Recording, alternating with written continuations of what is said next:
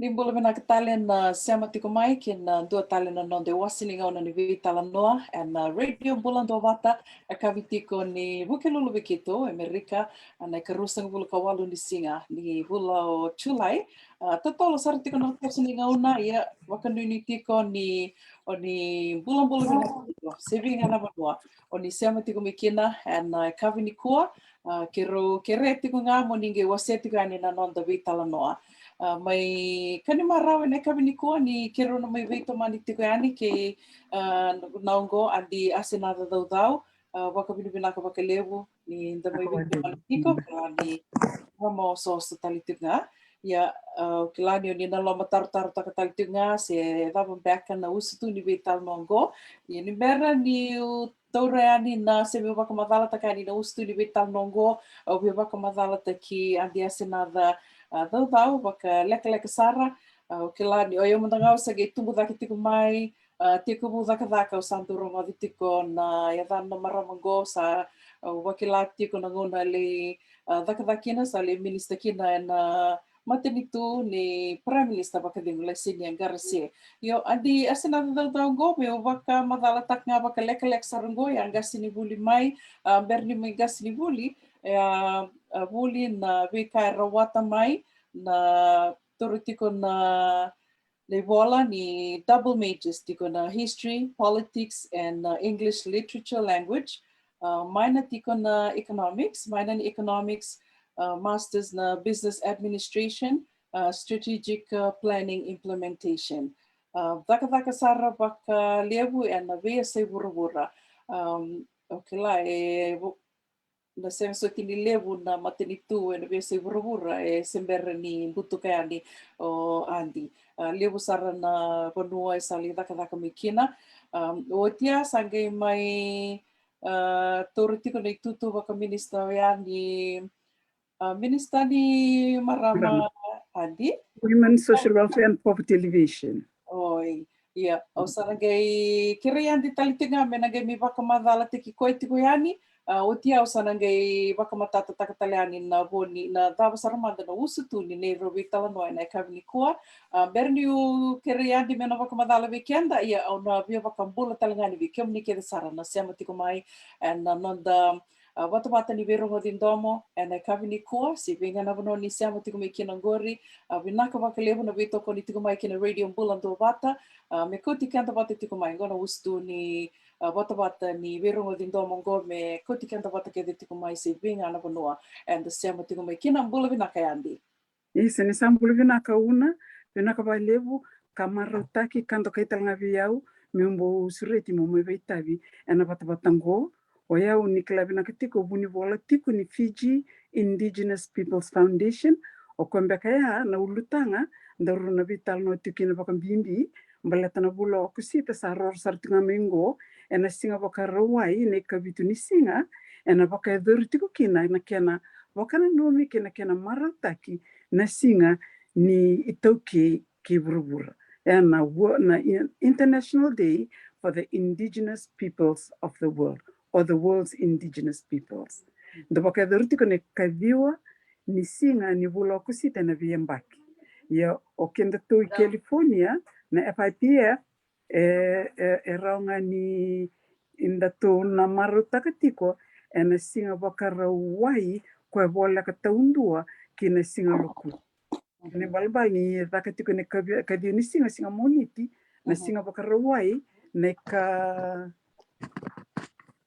Eka vitu ni singa kwa yasa na marote ya na singa marote tiki ke ya nangai kala na tosti kana ni rubi tano nangai baka matata takatika ni o andi na programa se dava sai tubo tiko membala kana singa ya di donga na nobu o tarumanda o kila ni mai to ya butaka saranga na songo na Fiji Indigenous Peoples Foundation in California se Amerika ya mo ba madala mandakina na tikbuni songo na ngole mai na prime minister bakadingu o leseni Garcia ngole mai yoko ya ngai ndoni tiko nanga una sama winiki na bindingi na Fiji First Party sangereda ko inda sa tatawa sa wasene ituki ngai kitu tiko lebi na loni sadal pananguna ya sangai kira ko ke kitu runite utakendo no komiti me reida endone songo menda kau kile maikina ni toki me wakati mesaka ku kini songo baka politiki e mendona ka ko tikenda baka ya ko ya dana tukina na Fiji Indigenous Peoples Foundation me raunyo vitalenga na lotu dava se pati dava lewena menda ngole batamai menda mai vital no takakina da mai vevasaki takakina da mai wakatutu takakina da mai bulikina da mai virongongori takakina na vika enda rani da kawa me rao kina nimbula na kawa itoki na itoki kibiti kwa ya sakitunga manile pida na isa okera mo bisa takan go plug anyway kita sanggele pida na tiko nangonea kita sama nindingi teksar mi kita kena komiti kena presiden dio chane banuve nane buku ratu manasa ndawni yau o nadanieli rongoi muri sangai nana buku ili rayawa sangai yau mo buni bola sartunga tiko tale bidana leni komiti ya sangai baba ya no ini kadiwa na rosanga bulu 2013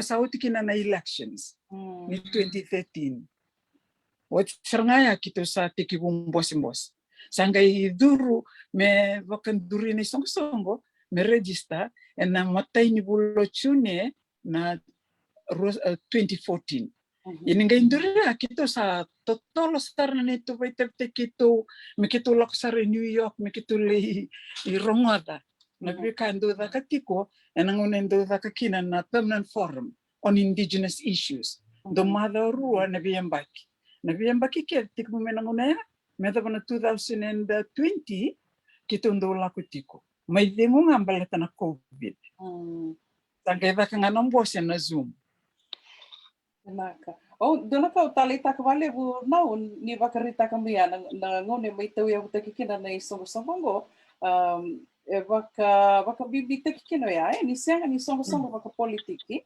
balata ni oyo madanga ngono singi matini ngono rongo takina na ya ni songo ngona Fiji Indigenous Peoples Foundation olo mataro sangi vinglati ko waka bakingo balata na ngone waka menda sevi leva kumbaka kina senga ni matata kina mundu weekend i bena no enda tu kina waka politiki madanga ia koia o tali taka kina wakalevu, ka ubia wakandei taka tali tunga yani wike muni na siama tiko mai kina rubi tauno ane kawini kua ni Fiji Indigenous Peoples Foundation e senga ni songo waka politiki. Kene balimbale ayandi ke waka dua e tiko e na National Federation Parties e na Fiji First ke wakanga e da kilani dei toukei gona na vanua e dua watakina.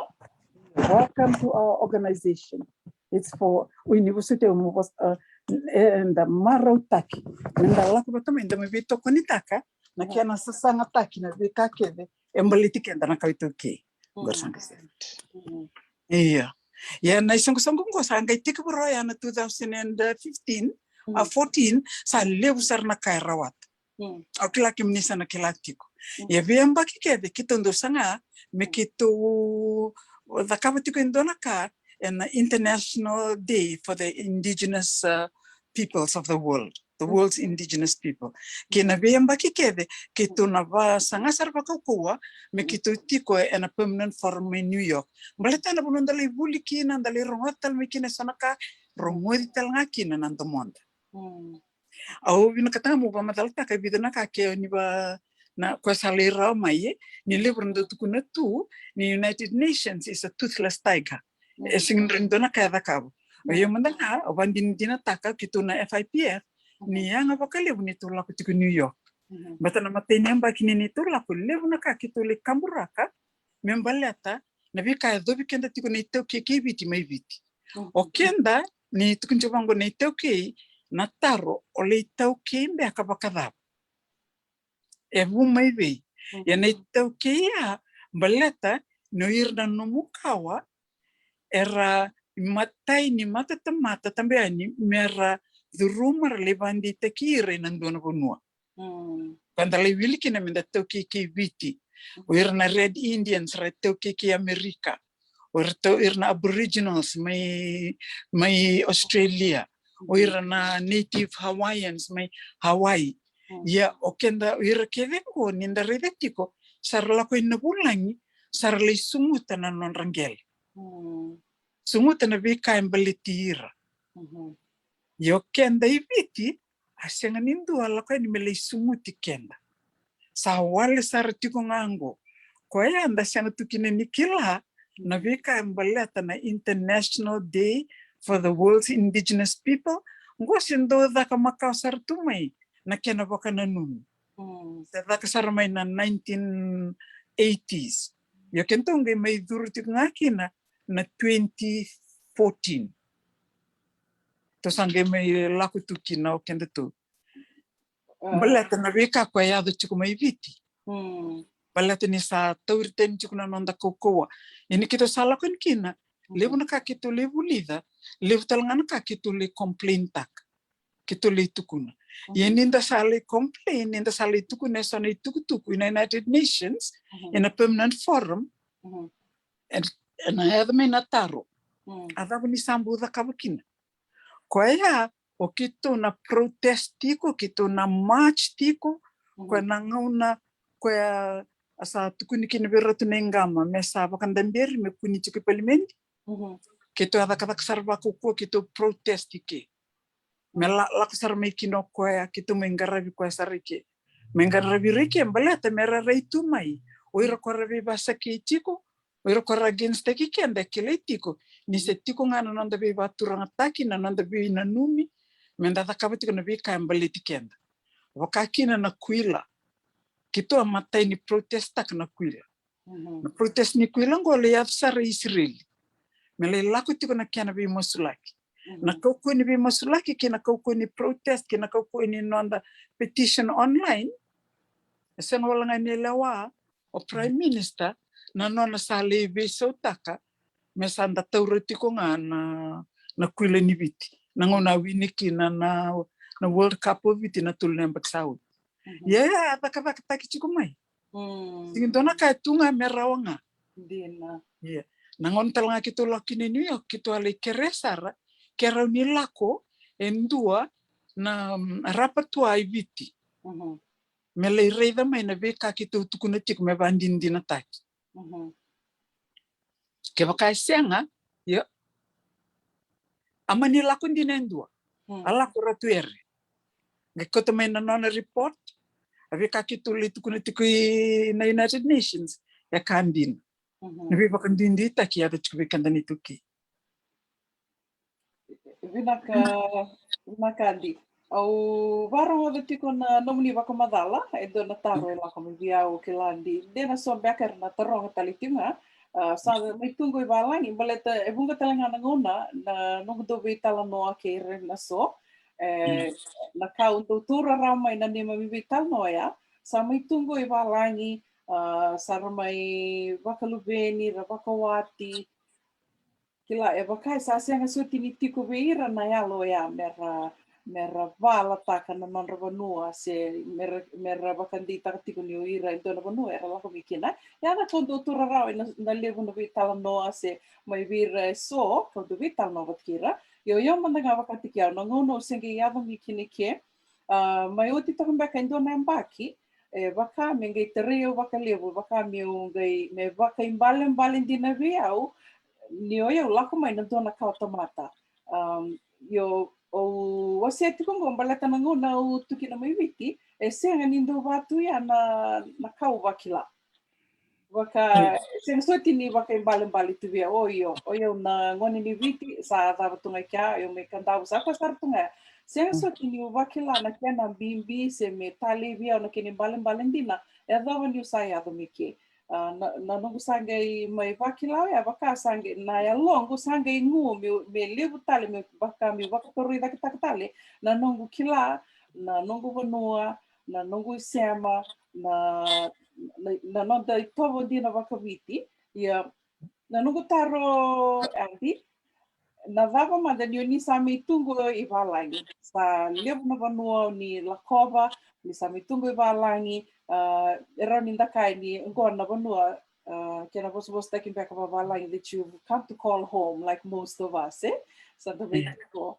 Na vava beka se pala tunga kina se gati tunga kina na ilomuni, moni tu takatiko na nodondondo no waka I toke, waka bibiti go weekenda na I toke ki biti. Tek ia vina ka levuna. Oyo na kono singe ngone lele maikina. Wakasando boka mbimbi takitunga viau, na mbimbi ni tutu ke ni vingarabi.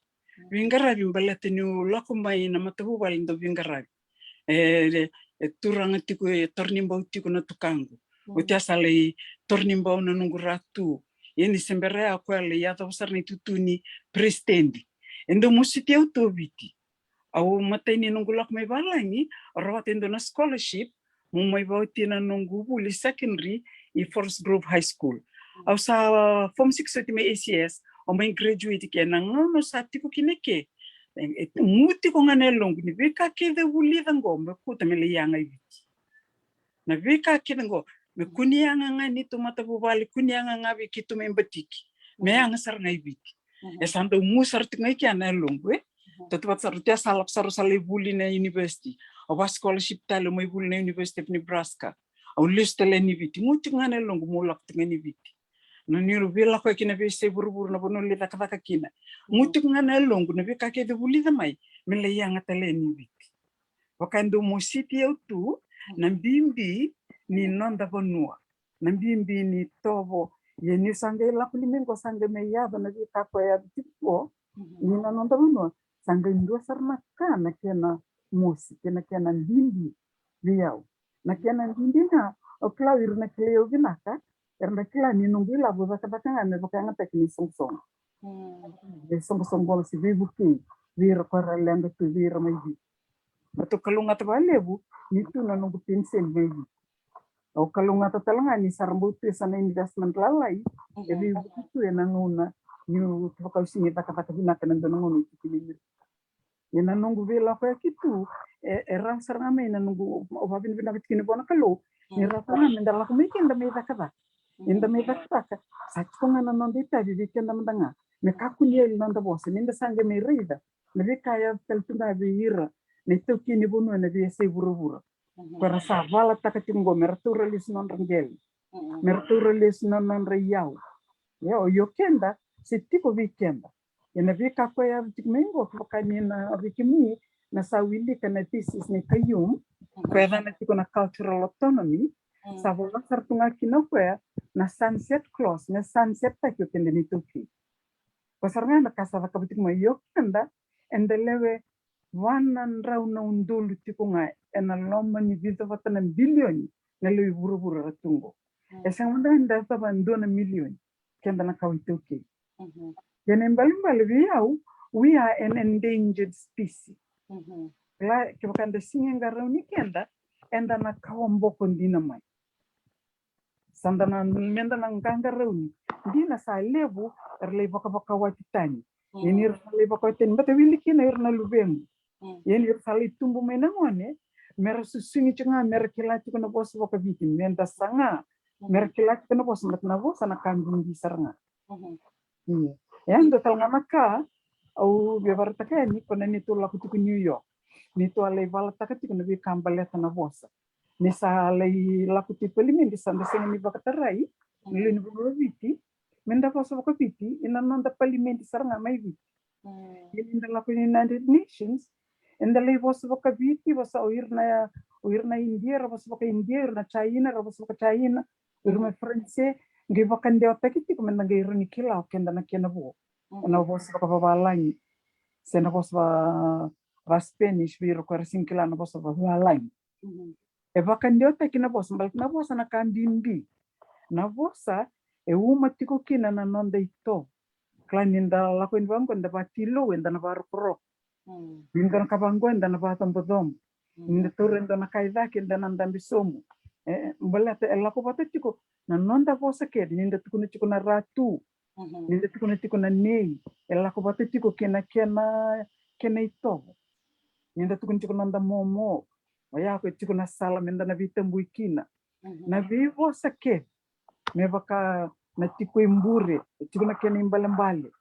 Kena kena itovo. Itu na mbutun ravo. Tiko na kena imbale vikenda na marama. Wirna ngoneleo nirsengi tawi mati ni marama bakandua. Saka na kena songor, saka na kena vamboni. Na vamboni na vamboni tini.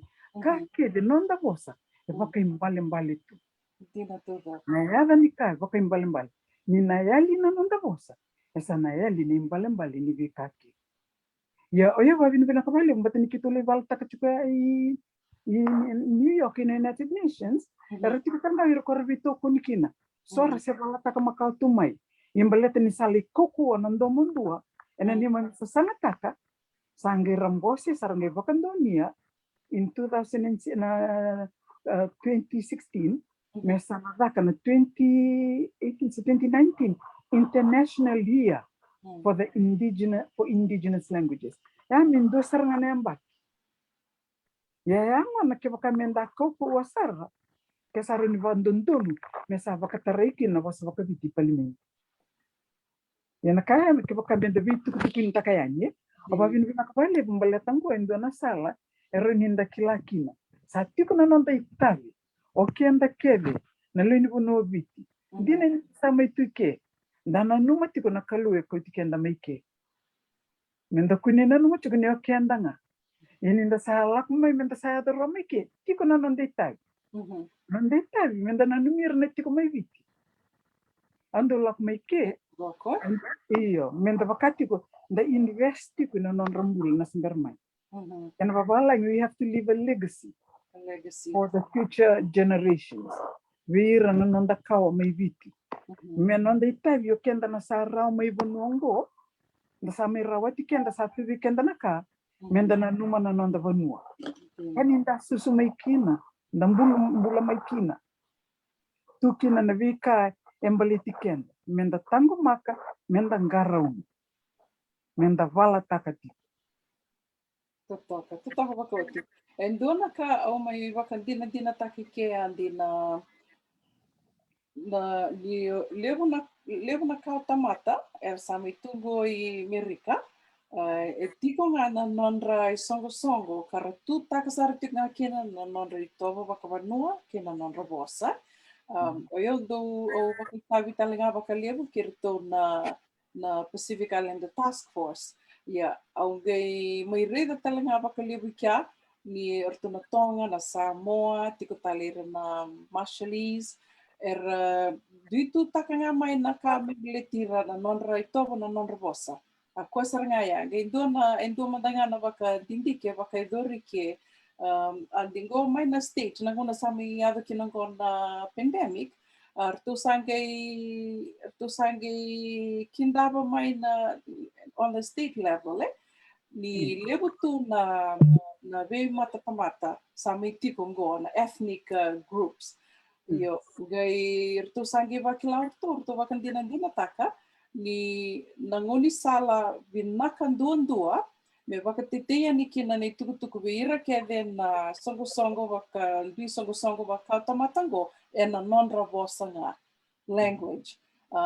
Ya, sar tunga into vitartar me kina vida tiko na agencies, government agencies erdo vitartar ngona mai baleta na tukutuku me do waka deotakiana me wakana kani na idula na COVID ya tubi na kata saranga orto me mai wakan deotakia na nonda vosa waka viti waka tonga waka Samoa baleta ni ruto sarida na bimbi ni nonda wakanga takatiku na nonda vosa o kila ni o yo mandanga waka tiki o do osia verto vira nongo ne leongo na bimbi ni nonda maruroi tiku na nonda itovo na nonda vosa waka me sange me mositi o tiku nongo sange do tuku na tiku virau ndina nindro sami tiko ngondro levo na kandro sami bulida levo na ngona sa sanda vos tunga vabalangi yo mondro kila tiko na ndona ngona na nongurai ni na ndona ngona era na leva kamatu bubali wir na ngona ir na vikila ivi na mamri tik vuona ivi na ela komi vi o bombo tutu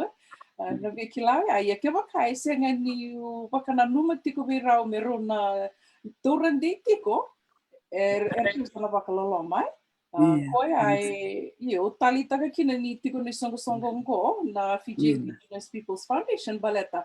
Kia waka mandanga sa liadan tama ngo na andi sa waka me sa turudi waitu na ito na vosa ni sa aveira na ngoni. No vina ka mer na kilati ko senga ndo ni songo tiko ngo e rauni ndo lako me li vanga gava te kitali kina na vikake vengo. Sila mbeka na muni vai. Iyo, yana songo ngo, kalambaleta ni volunteers tiko nga ngai siang sar ni selule wira kila, siang sar ni siti ko indona kena PR team meron ni wako te tiko. Yo ba vini kanga ni vida na turang marama yalon dina yalon dir ti songo ngo. Kena presidente tiko na ngono ngo ratu manasa kikau. Sa may presidente tondo iliu o chone mbanuve. None buku chiko ratu manasa. Ya saya lapo chone mbanuve sa vengo, sa ngole morat manasa, sa ngai none buku me vice president o Chitoko. Wasni bembuli. Ngono sa lenga kino Chitoko, sa ngai bina katita lendo me na sosemte ki Chitoko. Sa ngai meniturumai oronga ando na founding member talanga o kwa nito ndoni au tuiliu. Sa ngai mendo veira na rauna presidenti, sangge me kene karuti ko indivilis danda. Yo rongo ero sandi tumandanga non ro oso sena non ro ndita. Kimi ne klevilis danda ku o ko sa non sartinga bakata o ko nito communication and media officer. Ko sando da kabitiki no ko na live stream na bisiga bukilulu. Yerondo da kaba bata ruro sartinga me merenitosa tiko kina be kambalita na songo Rosaranga baka mero ni mami musini bosa tiko ki bikim ni tumba nga mai tipe nyo yau sangere tiko na kiana be committee berna kiana be committee ngo ko nganendo no committee ko mai bosa tiko ngo ni na baka dori tiko na International Day for the world's indigenous peoples akiana chairman to mai liu o tal sakaria kuroi sama yo sosok no na tutu baka tal sama tauriti ko nangonong boka o waliki sa takal. Yo waliki o ko andingi tektal nga na board meeting na vida na bula sawoti mesay buke ni secretary. Kinbal sana nungi buke chiko ko ya o ko sama chairman tiko ni committee go sa kena buni politiko o kelera o ko ndo ya na tiko na Facebook o lela lubu na kilele tinga na lela lubu o ko ngona secretary tiko ni kango sanga kena treasurer tiko o Dorin Saidora. Saranga itiko ya nyo irna kena lingen takada. Sa tiko mandaya, tiko talanga na ratu sukuna de. Kimunia tiko nangoni ratu sukuna de. O bamboto nyo niya maro taktalanga. Ini daka na ratu sukuna de. Na buna sar tiko nga, balata na kena akama, na bal nimbosili baturang, kena sa singa ni bakan donui, medaka tiko na panunum ni ratu sukuna de. Kelas ambok lagi, kita nggak bina kata mena numiti ko main balte nyoko endo naturanga, abala takeli buna kambali tikenda na kawituki. Gaya sando pakana numisar tunga na singaya. Kaya kita sangge takabikin sakini karua, ambak sawiti mateni ngauna ambak ingo, ataka asadak talanga kina sawa ataka kina i nabononga ko na pakai dur tal tunga kina na International Day for the world's indigenous people. Nakati na 460 Murphy Avenue in Mount Olive Presbyterian Church. Na velutia rondo kena tal tiko o tal ake tal ngasi ko tal ngasi ake sarsau batiki rendini una. Yang balata ni atiki buikia na songo go atau yang besar ngamikia rosa wil tal tunga merokini tal. Sali ngana na leva ketuikia na songo. Yana kena ya tiko ngana kena komiti. Na kena komiti nratskuna de kena chairman tiko talaki. Treasurer nga rendini. Tiko na kena gunibolo tema. Kondeda na tiko na Facebook vanginda beta.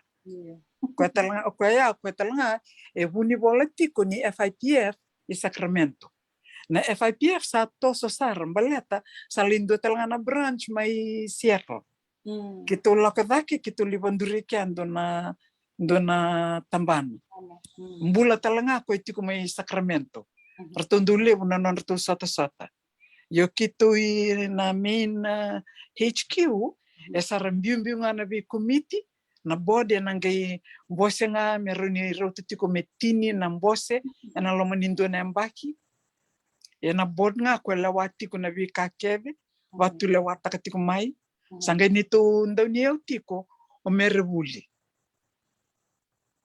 Totoka.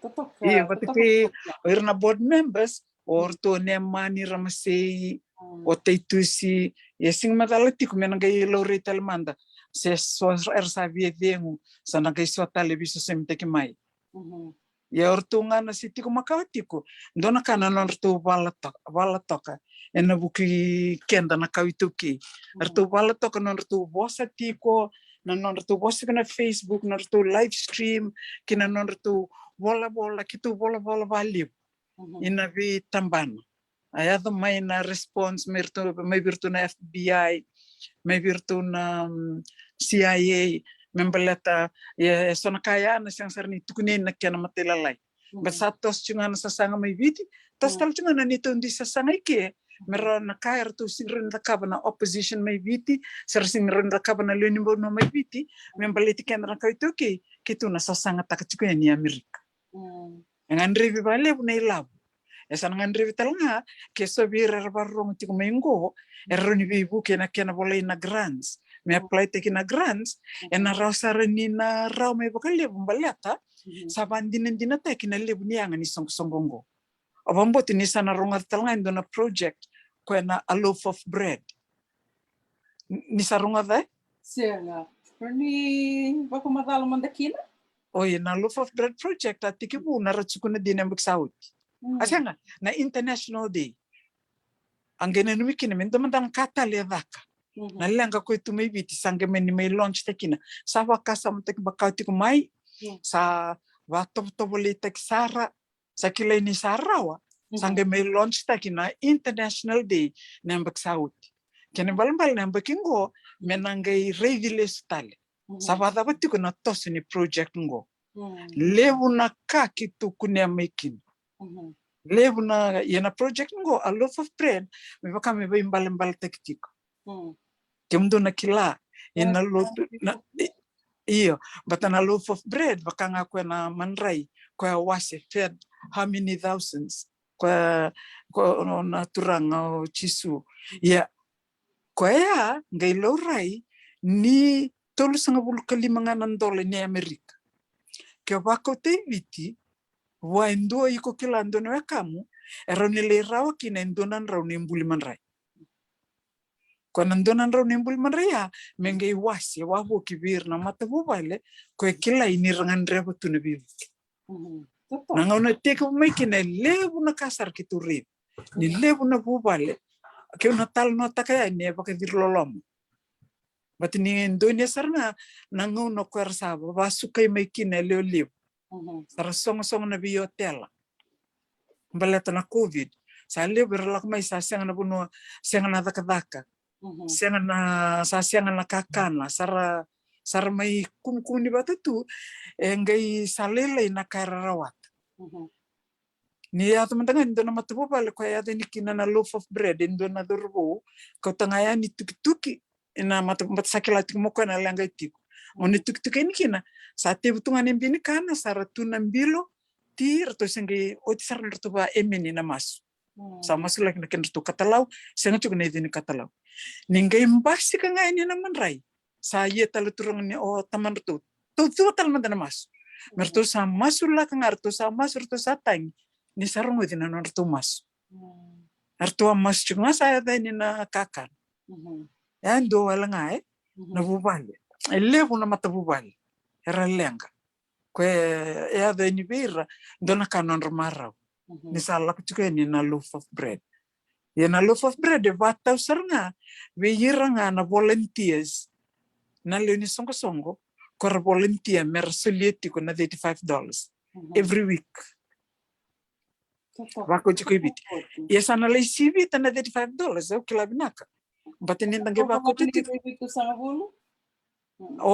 sana bobo lek ni lebi tu sang ulan dola maybe isang bit sang bula sa rokin indona raw ni bulman ray wako chiko na empaisa ni sabako titiko O kita sa kala tunga mo na baka uta nga 5.10 sa nandun rosra nandun Amerika.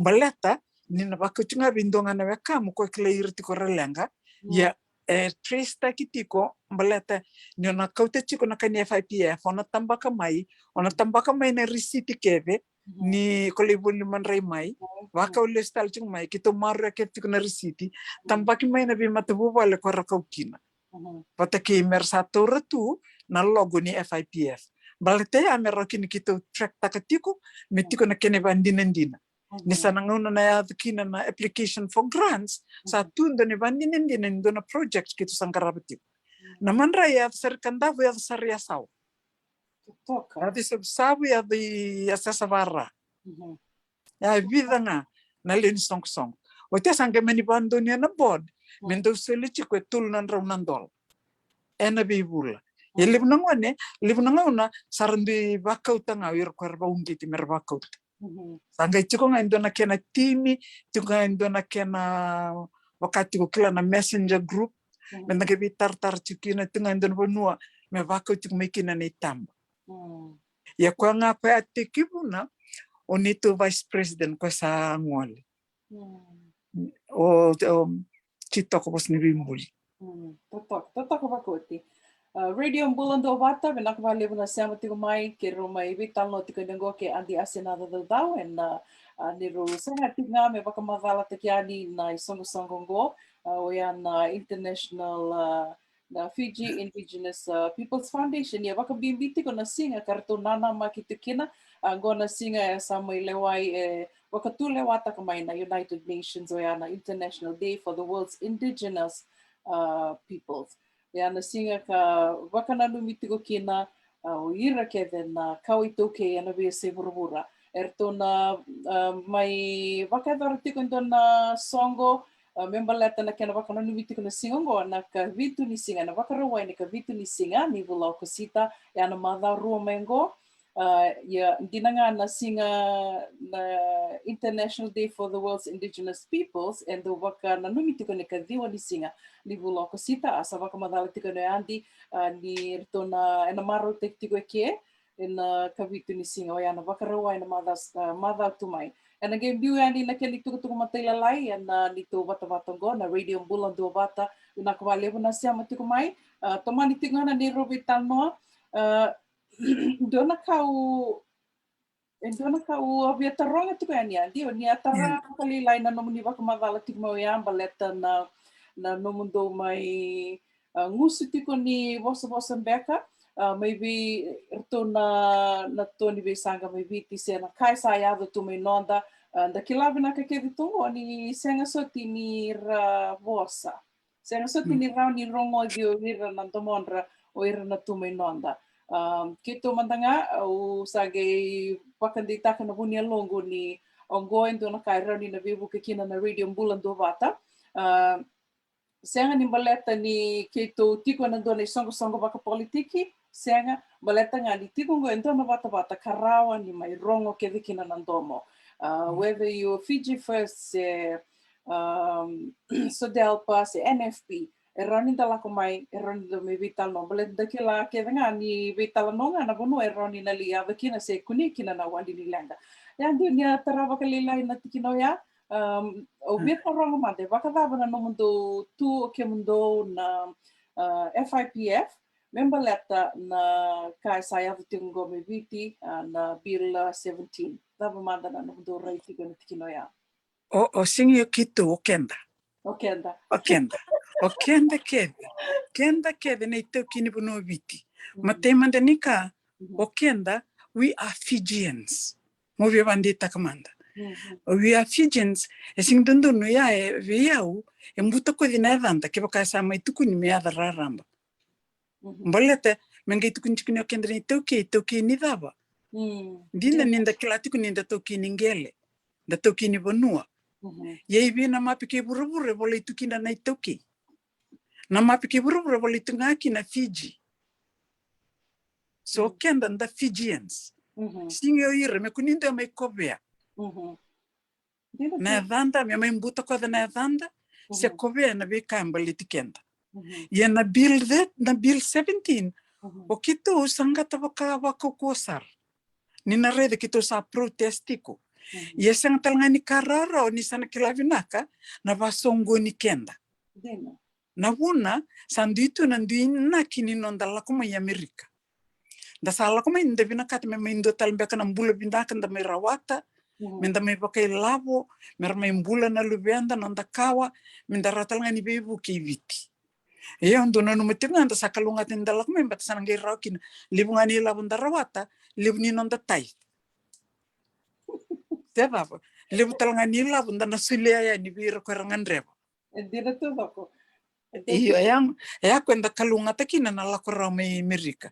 Ia ninda sala ko ngona mai, menda na mai sangatelanga na kambali tikenda. Kito sa bulida na free, fully informed prior consent. Ken babalang. Ken imbalambalya na ngalala kinandundunu ni nonda kila na vikambali tikenda ni sember ninda pokan dunu ya indona kabina kati me mai bisa takimbali tikenda. Me kakwasar nindua elako mai sendua na lawa e baka turi mai me sale vaka ni sembera ni mai tukuni baka me varara mataki vikenda minda vital no taka baka vinaka me deura kisara me baka dele kui baka vinaka sara ni sember ndange sulle no ndavi baka dunu ana mateni ka ko dala sartu mandangakin na bill 17 ini ndare talga na bill 17 ngona ba mai usuma kidaki making e mai usuma kidaki tiko e na ngauna thaka kina na budget kina ngauna e thaka chuko kina na World Cup ngauna ni COVID balatembe kana da e darun ratut kun bango sarna kambal teme bato tol taki ndoni na kidha e chuko making balatenir tu bina kate mertu da kaba wakam buto matai senga ni tukuni bekenda kene kero me thaka tunangonongo no kenda ni tuki enda na maro takati ko na ngito ndana lei wele na kaningito kendo na kadaya dhabango o kenda sa yalu binaka tumbate ninda yalu binaka nga nda kawa ni tamata yalu binaka mamarau nda kileile butu na bese burubura ena nonda ndo mata mamarau na nonda ndo bebuke nonda ndo bevingomi na nonda itobu na kena kamida dana tobango dana be wali toknga balati makaku sarnindo naka yakuto mena rarau me baka mama tak ndini na bimbi toka endana sanganga na sala menda be maru tek chikukin ya kongana dala tikina bikito na bill 17 matai saranga ya kene karu na nito sakilavi nakatu na inaki ne kayum ko evolati ko na nona thesis na cultural autonomy me wakan romudi wakan dua na kawituki kenen balimbal ni sabati artu na kartu sada kabitik merto sada kabsartu meg kenga indui beka ni sianga ni na kidataki esana lasu wala ngamba kitu sakilatu na kenen dina tuna tube kitu na kene wakan dinendin koya kitu voluta kina kitu wasu kina bakoko membaleta kitu wasu kina bakoko membaleta na bilngo batikina bikata leso koya tingmai viti lebu bekimni na singkila bat kitu baka muria erati ko ira ko rasuli tuku chuma beketo erati ko tanga ira na nitu isia mai viti gesanda biwa kani tu mendanga viti ninda kai viti nga sana tuku nitu nga me weekend na beka kede adatiko komandana kai sing bola mena media kona kai sing la ko me bango kena radio klam bulando vate sendo na vata ni vital no electronic mekani le mona liba ena kilainga yani kitu sakilati kunge kitu singi kilanga kitu singi waraka kitu bangara kitu ngai banganga ambaleta na neto ngandreba metango maki mekaroni memarroi na vika ambaliti kenda nituki kaya kitu bala taksarkina bakokua kitu bosa takachukukina na vika ambaleta na bill 17 kenda ba matelela inda sana rongoda darunga me natal no na ne Richard Naidu bateke filmone rongobosa filmone kona nanda to deputy party leader ni opposition bosa rong yerwa interview taki interview bina katalangan ru interview na bina kamendali warunga de lebu sarabo sakina. Yabi kita mantangana Fiji indigenous kita sekilas sartunga ni dala. Sa dala sartunga sa nakidata kinga mai kita bukan dina taka ni nakidata kita kena bika kebe. Baliti kenda na kaito kei ni bina katiti kumenda bukan gea butaki. Kaya kita na bala tiko kina mekua. Kita masih tiko kina. Ya tu sarra Israeli na nito le mas. Merau kina. Merau nirabei buke mai na biasa bura kebe. Era lutu ba Kristo mera toko na mai na nanda sasanga na kaito ki mai biti. Menda rawata sukalis me vikenda nonda ngele nonda ngoli na vikambali tikenda maruru na nonda itobo na nonda bosa menda maru takatiko so that we have a sense of pride in everything that is about us. Everything that is rightfully ours. Yes, yeah. Oh, vinakuvale viandi. Ngona sa ko dakiting may kina na Bill 17 ngo kito vital no taka na mada saoti kito may vital no ke linda na mada saoti. Endonga na kaya lako tigo may nanong bubaka sama. Baleta ni vatiko au kila wase o timbakani. Ni vango esenga ni ndona kaya na patidavo. Esenga ni kawitaki ke na patidavo. Yeah. Baleta ni otenda ke that we are all entitled to our opinions and doing na nonda right. Senga ni rava kondo ni toto vata na nonda right. Ke na vaya e na senga ni tosa na bula senga ni tosa na bura ko ya e tukina na vi pati so ia. Endonga na ka waka me tere o waka levu na vi ka sama ya tikongo ni dondonu mendua e tu sandondonu mona reitu ani mona reida tu I kongona ka e valango e donungo. E vula-vulango e loango. Ngona rarama ngona buto-buto. We all should be in that position, Dondonu menda sama kilati ko yo ko ya na buno kuta dai mikinango. We vakandi takataleani na radio bulando vata senga ni kaya ni we are politically affiliated. Yeah. But You're searching for the truth. In the Kawituke, you know what's right, and you know what's wrong. Yes. Yeah. Yeah, kandi na saranganggur. May waseti ko Andy is on a project, is on a sasanga, erto may wakadorati ko to wakitabi ko kina. Sa tiko na wakanananu ni na may rauni na may wakadorati ko na bitala no wakamadawa. Karto na may wakitabi ko kina na FIPF, na Fiji Indigenous Peoples Foundation. Kabi na kang gomen na may kilana vika sasanga tagati erto sasanga tagati ko sena kabi dabang manda. Rawa ninda wakitabi kina kina baleta levo nanguna nongurai ni sandu levo nga na vosa. Nak. Anda vosa tunga. But then how do you actually mendagi na vosa mendali tak naka.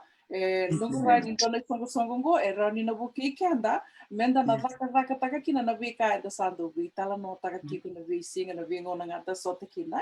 Wakai durti na vika no. We have to act. Yes. FIPF, Fiji Indigenous Peoples Foundation, and the mayroong abitiko na wakamadala ni Andy daw. So tali non rito sasanga na project serto wakadortiko. And again do beautigani na radio bulando bata. Beautalitingani na bingo ni sale so aron yun ni na bitar kinakirto. And dona ka utali taka wakalivoyani may wakamadala tako Andy. Ni sona ka, and the sanga to ni kilao kianda. O kito na sanga ni kilao na radio bulando bata iya. Erto elako sartinga mai wardondo no verto na kena itugutuku matay lalay. Sama kaya roninda bako binibina katiyo. Andi total beka na nomini bako madalas into na kau ni biostia ni berni game davati kuna durbital no na kabiniko. Isa bina kauna usaba binibina kabali usar. Niti kuna radio mbulando bata. Meron ninda may biwese ikina sana roninga itete ya ni itugutuku membaleta na Fiji Indigenous. Yewe barita katalanga ni bandita ka ni ona singa barua katumai ne kabiti ni singa ana baka durti ko na 3 and 460 Murphy Avenue Sebastopol na gaitambakiani na vi kambaleta na International Day for the Peoples of the World na nonto na nimami na nonda songo ya na songo ko na dakati ko ya una na dakati ko mendo na panel discussion. Na panel discussion gongo Fernando tuta kataltungan isong songo. Yada minggu dua. Ya na vida tal rebaro yada cuma na kami po. Kito dan la kutungan ng boss, la kutungan na pocket meetings. Ya na gaya ka kinindo na panel discussion.